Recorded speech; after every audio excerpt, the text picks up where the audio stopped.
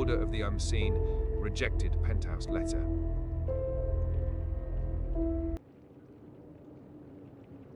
I hope you don't judge me too harshly as to the source material, but I think you'll see why this stood out to me. Don't ask how I came across it. The document I have for you today is a rejected letter to the editor, dated June 16th, 1970. Usually, these letters are erotic tales sent into the Penthouse magazine in order to tantalize readers. This one, however, has a much different ending. I can see why it was rejected. It does, however, serve as another lost piece of history that further expands the forgotten past of the Order of the Unseen. Here it is. I never imagined I'd be writing into your fine magazine, but after my intense experience last weekend, I just had to share. I promise you, this really happened. I'm a 33-year-old foxy brunette with curves that have been called trouble more than once, dark eyes that love a challenge, and a smile that makes men melt. And melt they did. I was lingering over a cocktail in a hotel lounge. Doesn't matter which one, just know that it was high class. I worked there as an escort. That doesn't mean I'm an easy woman. In fact, I say it makes me pickier than most. It's dangerous for a gal like me, so I stay extra careful when selecting the men I comfort. I guess that's why what happened stands out so much. It was so out of character for me, such a risk. I don't know what I was thinking when I went up to that room. I just sent away another unsatisfactory man looking to get some action when the waiter appeared, setting a red envelope on my table. The paper was thick, expensive, the kind you run your fingers over just to feel the grain. When I opened it, I was struck by a sweet smell, like the sender had spritzed a bit of cologne inside. The envelope held the hotel room key, $200, and a single line written in black ink. "You've been invited." I glanced around, my pulse quickening, looking for who had sent me this mysterious invitation. No one was around to meet my eyes. I thought about just taking the money and leaving, but that's when I noticed the room number. 31. That was the Penthouse suite, all the way at the top. My curiosity was greater than my caution. I slipped the money and room key into my bag and headed to the ladies' room. A quick tousle to my hair gave it a playful look. A fresh coat of red lipstick brought the perfect finishing touch. I adjusted my dress and fur coat so that my cleavage showed enough to intrigue, but not so much as to look cheap. I stepped out with a smile and made my way to room number 31. I knocked twice, then slid the hotel key into the door of the suite. When I walked in, I drank in the red light of the room. Candles were set up on almost every surface of the room. In the center was a half-circle sofa with 3 men already seated. With all their eyes locked onto me, I felt a little flushed. And I would be lying if I didn't say I was also feeling nervous. 3 men and 1 little old me.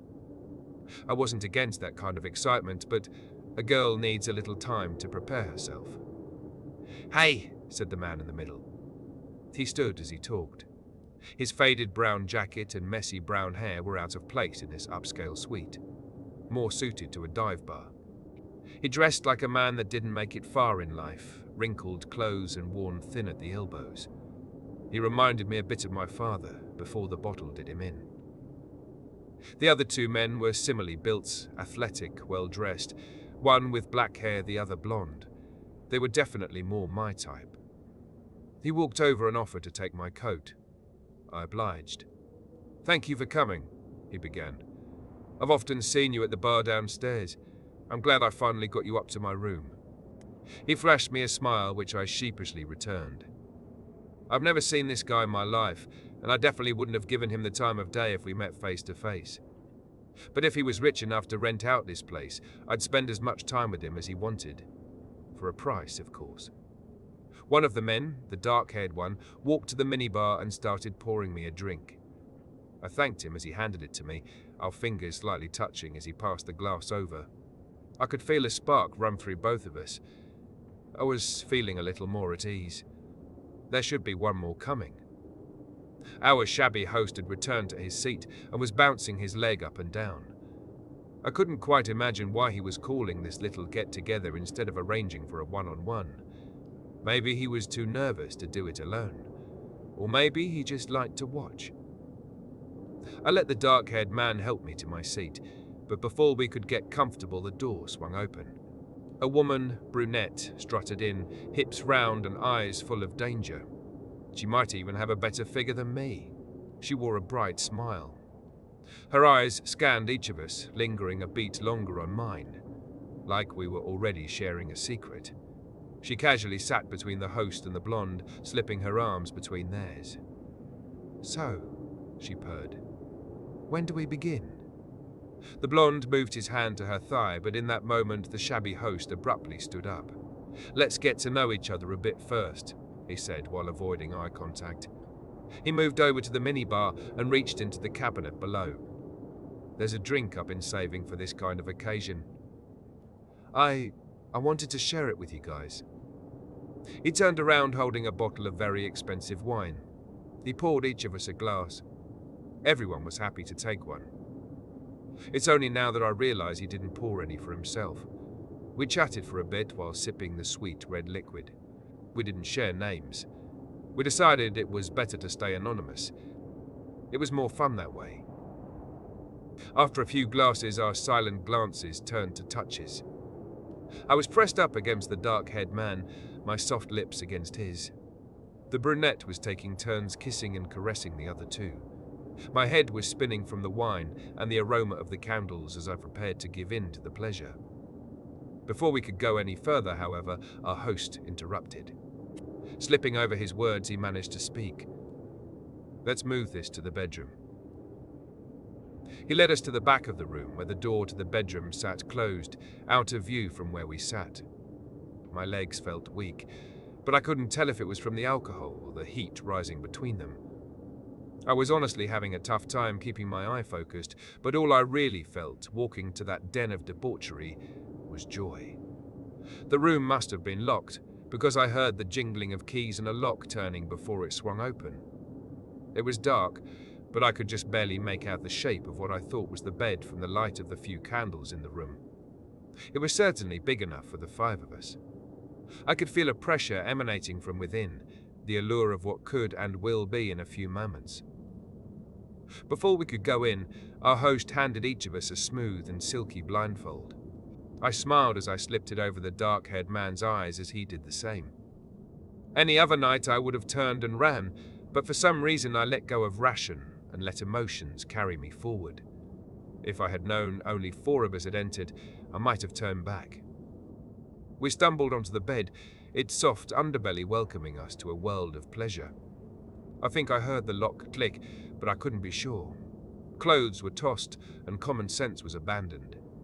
As we let ourselves fall further and further into the abyss of passionate bliss, something began to feel off.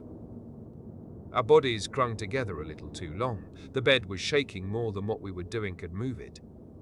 A sweet scent wafted all throughout the room.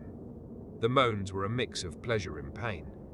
The skin I ran my fingers over switched from smooth to rubbery, then back to smooth. But I didn't care.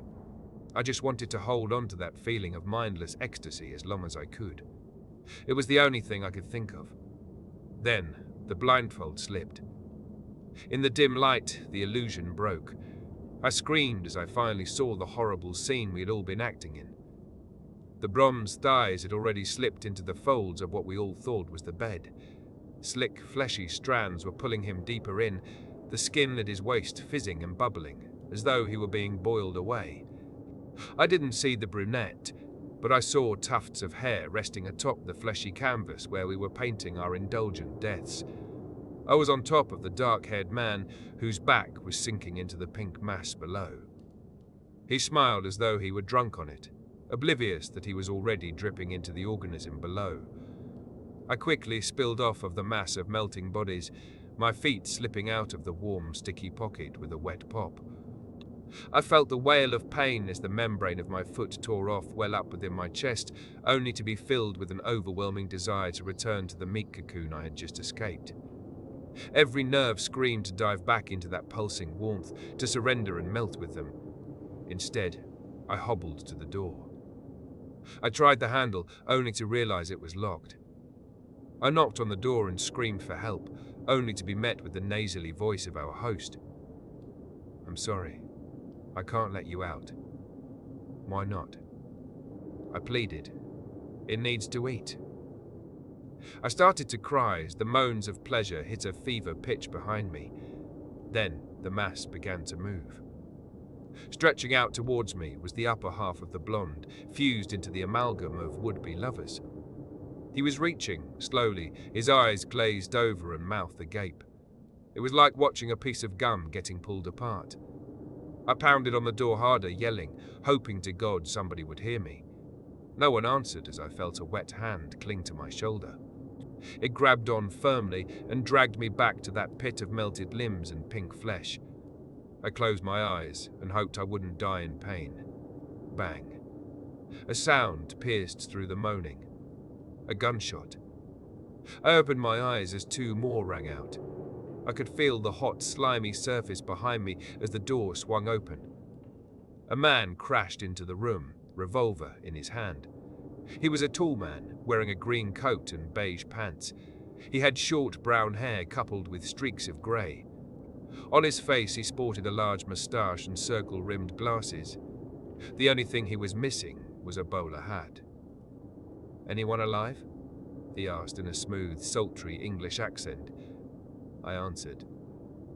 Immediately he sprang into action, plunging his left hand into the meat cushion and enveloping me in his arms. The blonde, head and arms still free, swung down at him. He popped the man with a bullet in between the eyes. The blonde's form went limp, although I am sure he was no longer alive. He scoots me free, only small bits of my bare body ripping away as I tumbled to safety. He stood there gallantly, looking down at me. I'm sure he was trying to see if I was okay, but I couldn't help feeling bashful under his penetrating stare while I sat there naked as the day I was born. He looked like he was going to say something when another pair of arms grabbed him from behind. It was the dark-haired man, inset into the flesh monster, but face and hands still protruding from it. The Englishman's left side disappeared into its folds. He dropped the pistol he held in his right as he tried to push himself away, only to get stuck even further inside. Weary, but not wanting to leave my night to this fate, I picked up the gun. I had never fired one before, but I tried my best, with shaking hands, to aim for where the dark-haired man's body was not yet absorbed. I squeezed and felt the gun kick up to the ceiling. I saw bits of flesh spray. The Englishman started to come back out from the pink walls. I scented it and pulled once more.